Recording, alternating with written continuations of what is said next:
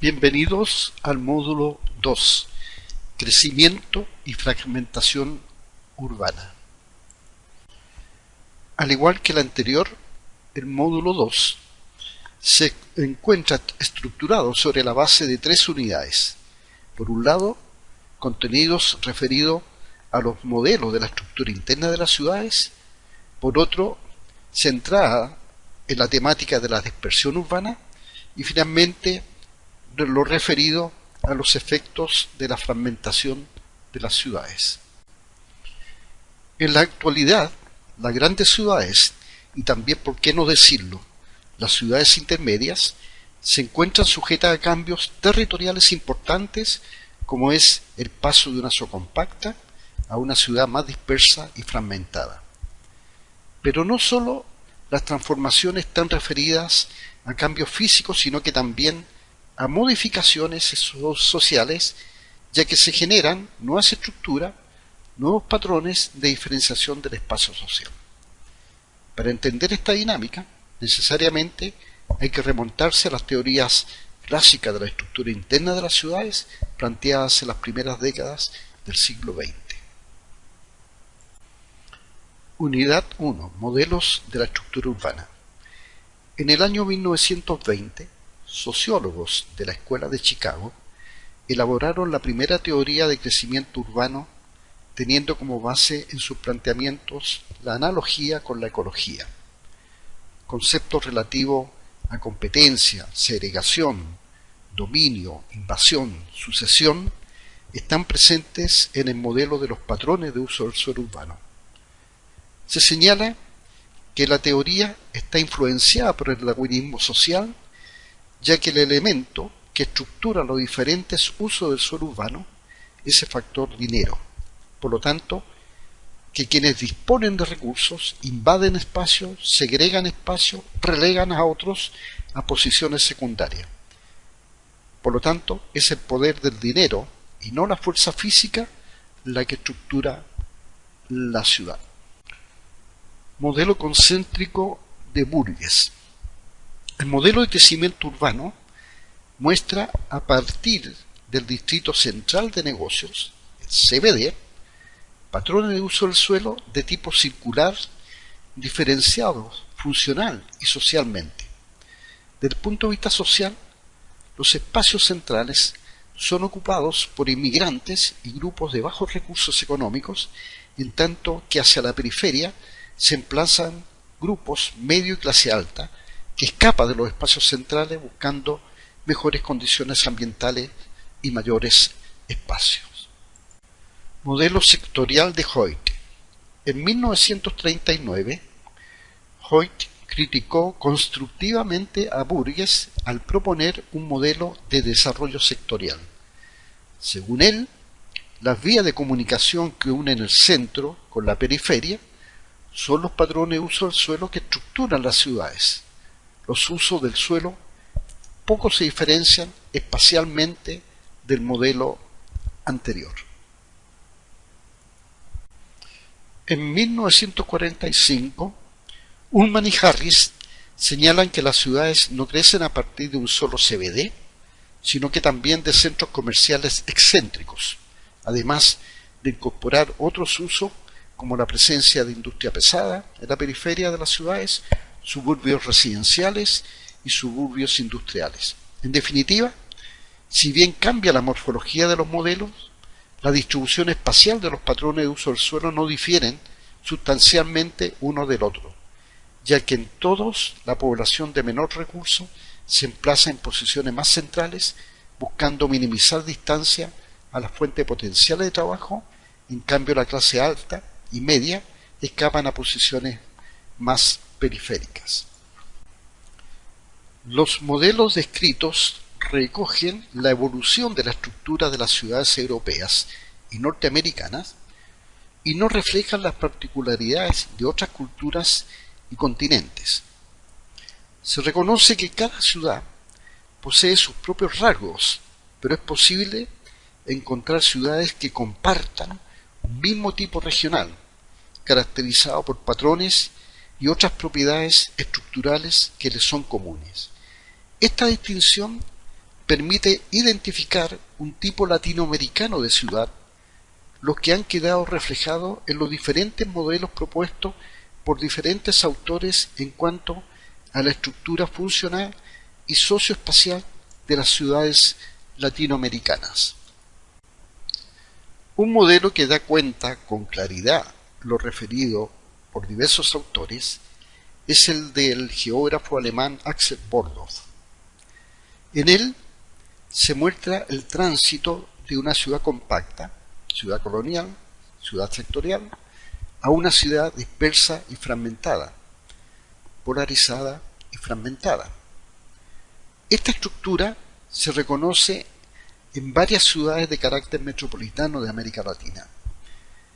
En las imágenes siguientes se destacan los aspectos más relevantes de cada una de las fases del desarrollo urbano de la ciudad latinoamericana.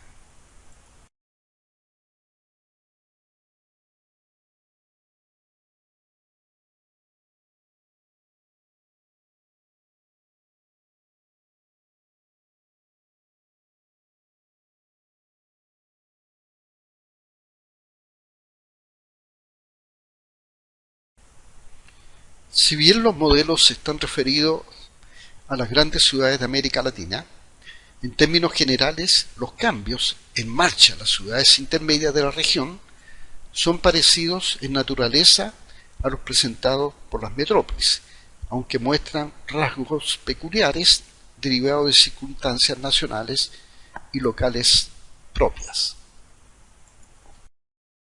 Fragmentación y dispersión urbana, nuevas formas de segregación socioespacial, también están presentes en esta categoría de ciudades que tienen un rol fundamental en la organización espacial regional.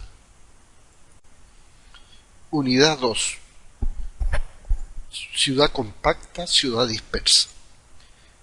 Lo que caracteriza hoy en día la estructura territorial de las ciudades, en particular de las grandes ciudades, es el proceso de dispersión urbana, generándose con ello suburbios residenciales emplazados más allá de la frontera de la ciudad compacta.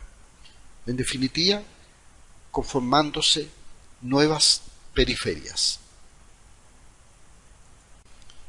El geógrafo italiano Giuseppe De Matteis, en el año 1908, en un trabajo relacionado con este proceso de fragmentación de la ciudad, marca claramente, a partir de una serie de criterios, las diferencias que se dan entre las periferias de la ciudad compacta y la periferia de la ciudad difusa, dispersa o fragmentada, y que en su artículo el autor denomina fordista y postfordista respectivamente. De acuerdo a lo planteado por Cicolella, en todas o en la mayoría de las ciudades de América Latina se verifican, entre otros, fenómenos de difusión, fragmentación, segregación social. Estos procesos no son de exclusividad de nuestra región, ya que especialmente en América del Norte y también en Europa están presentes. Sin embargo, hay que reconocer también que en la actualidad a la dinámica de la difusión espacial de las ciudades se suma la revalorización por los espacios centrales, de tal manera que estamos en presencia de dos fuerzas que perfectamente podríamos tipificar como una estructura territorial confusa, por un lado compactación y por el otro difusión. La imagen siguiente muestra la coexistencia impuesta por la globalización.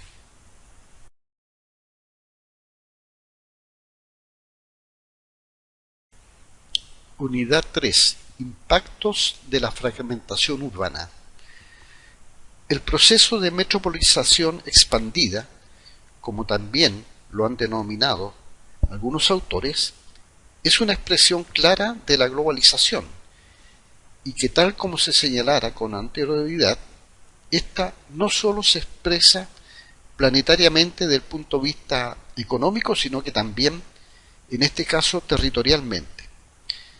En este marco se reconocen factores que están detrás de la fragmentación de las ciudades, pero por otro lado también se reconocen impactos derivados de dicha dinámica. Diversos son los factores que explican la dispersión urbana. En la imagen se muestran solo algunos de ellos.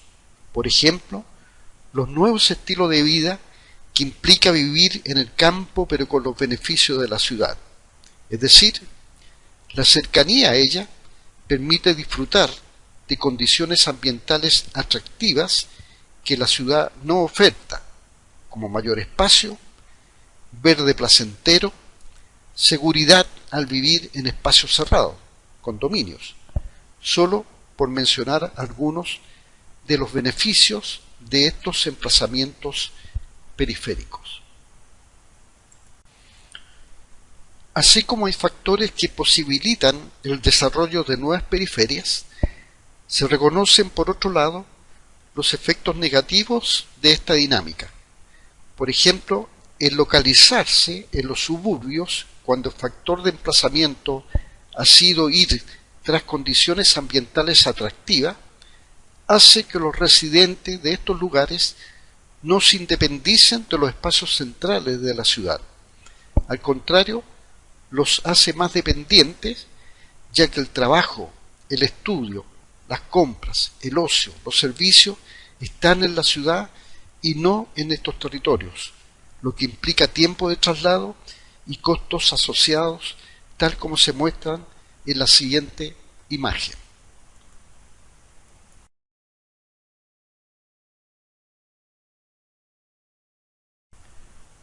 La urbanización efectivamente crea oportunidades, pero también contribuye a la construcción social del riesgo, especialmente cuando se está en presencia de una inadecuada organización territorial y una ineficaz gobernanza.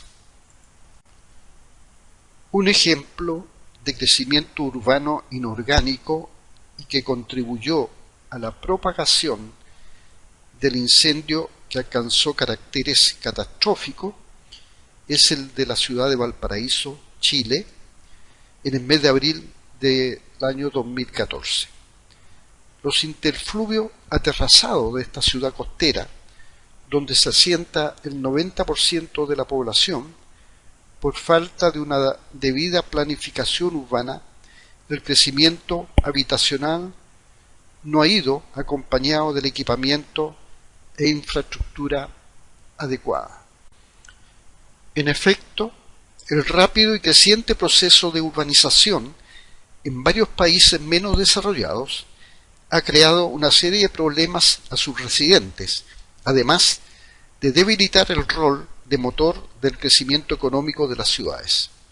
Pobreza, desigualdad social, carencia de servicios urbanos, degradación ambiental, son entre otros los efectos que dan cuenta de las condiciones de vida de residentes de determinados sectores de las ciudades. Frente a estos factores del riesgo, se hacen necesarios ciudades más resilientes. Al respecto, Naciones Unidas, el año 2012, editó un manual Cómo desarrollar ciudades más resilientes, dirigido a los líderes de los gobiernos locales, una contribución a la campaña mundial 2010-2015, desarrollando ciudades resilientes. Mi ciudad se está preparando.